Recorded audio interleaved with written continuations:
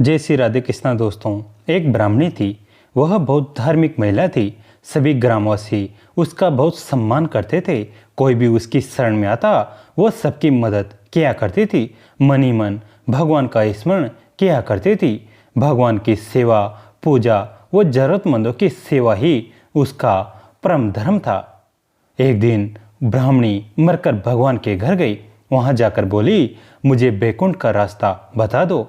स्वर्ग से एक दूत आया और बोला, ब्राह्मणी आपको क्या चाहिए? वो बोली, मुझे बैकुंठ का रास्ता बता दो। आगे आगे दूत और पीछे पीछे ब्राह्मणी मंदिर तक गए। ब्राह्मणी बहुत धार्मिक महिला थी। उसने बहुत दान पुण्य कर रखा था। उसे विश्वास था कि उसके लिए बैकुंठ का रास्ता अवश्य खुल जाएगा। ब्राह्मणी ने वहां जाकर देखा, वहां बड़ा सा मंदिर, सोने का सिंहासन, हीरे मोती से जड़ित छतरी थी। चित्रगुप्त जी न्याय सभा में बैठे साक्षात इंद्र के समान शोभा पा रहे थे और न्याय नीति से अपना राज्य संभाल रहे थे। यमराज जी सबको कर्मानुसार दंड दे रहे थे। वर्मा जी ने जाकर प्रणाम किया और बोली, मुझे बैकुंठ जाना है।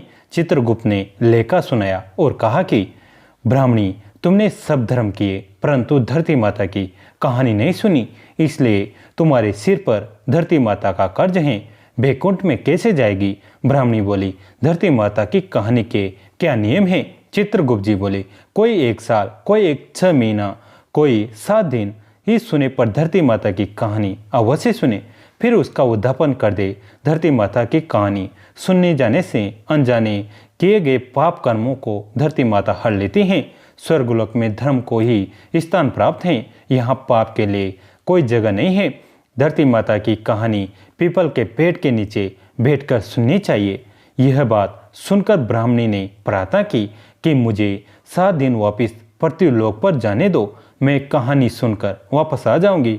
चित्रगुप्त जी ने उसका लेखा जोखा देखकर 7 दिन के लिए पृथ्वी पर भेज दिया। ब्राह्मणी जीवित हो गई। ब्राह्मणी ने अपने परिवार वालों से कहा कि मैं 7 दिन के लिए धरती माता की कहानी सुनने के लिए वापस आई हूँ। इस कथा को सुनने से बड़ा पुण्य मिलता है। उसने पीपल के पेड़ के नीचे बैठकर परिवार के साथ 7 दिन तक धरती माता की कथा सुनी। 7 दिन पूरे होने पर वापस धर्मराज जी का बुलावा आया और ब्राह्मणी को बैकुंठ में श्रीहरि के चरणों में स्थान प्राप्त हुआ। जो कोई भी प्राणी धरती माता की कहानी सुनता है, मृत्यु के समय सभी पाप धर्म धरती माता हर लेते हैं। वो प्राणी को बैकुंठ में स्थान प्राप्त होता है। प्राचीन समय की बात है।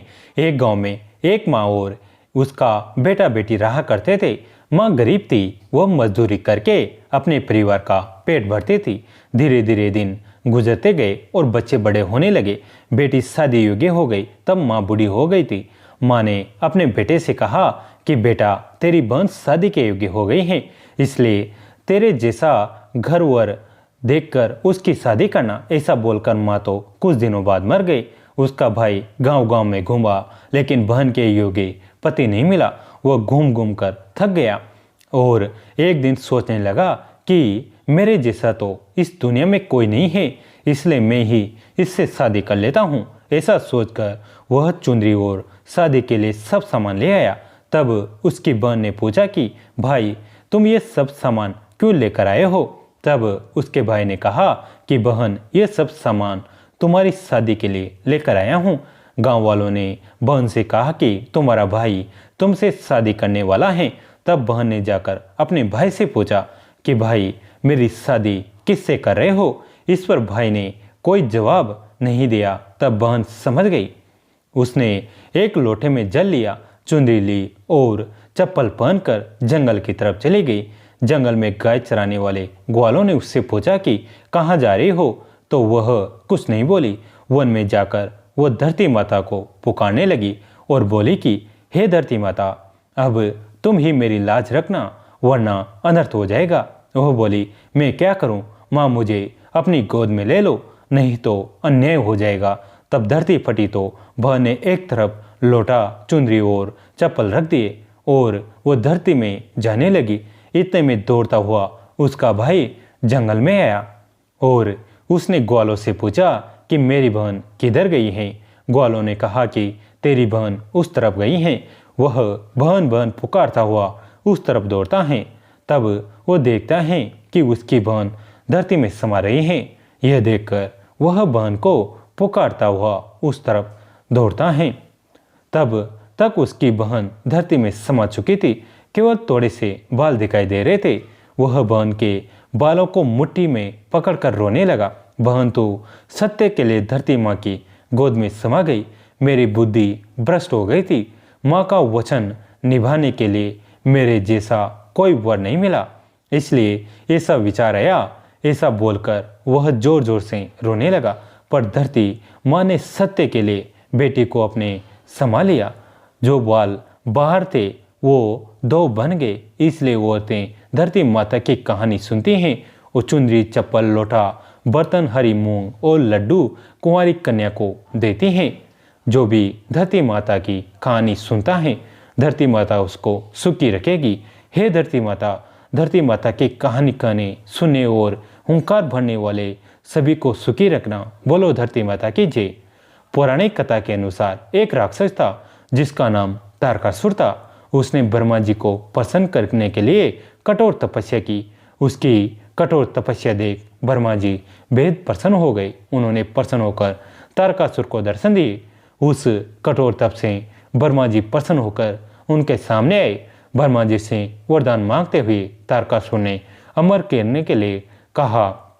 ब्रह्मा जी ने उससे समझाया, जिसका जन्म हुआ है उसे मरना ही होगा। फिर तारकासुर ने निराश होकर ब्रह्मा जी से कहा कि प्रभु ऐसा कर दे कि शिव जी के पुत्र से हाथों ही उसकी मृत्यु हो। उसने ऐसा इसलिए कहा क्योंकि वह सोचता था कि कभी भी शिव जी का विवाह नहीं होगा तो उनका पुत्र कैसे होगा, इसलिए उसकी कभी मृत्यु नहीं होगी। फिर उसने लोगों पर हिंसा करनी शुरू कर दी। हर कोई उसके अत्याचारों से परेशान था। सब परेशान होकर शिव जी के पास पहुँचे। उन्होंने शिव जी से प्रार्थना की कि वो उन्हें तारकासुर से मुक्ति दिलाए। तब शिव जी ने पार्वती से विवाह किया और कार्तिकेय के पिता बने। बड़े होने के बाद कार्तिकेय ने तारकासुर का वध किया। स्कंदन माता कार्तिकेय की माता हैं। दोस्तों, कैसी लगी ये कहानी कमेंट करके ज़रूर बताएं। वीडियो को लाइक करें, चैनल को सब्सक्राइब करें, घंटी के बटन को दबाकर ऑल पर क्लिक करें। दोस्तों, इस कहानी को अपने दोस्तों के साथ, फैमिली के साथ शेयर जरूर करें। कहानी अंत तक सुनने के लिए आप सभी का तहे दिल से धन्यवाद।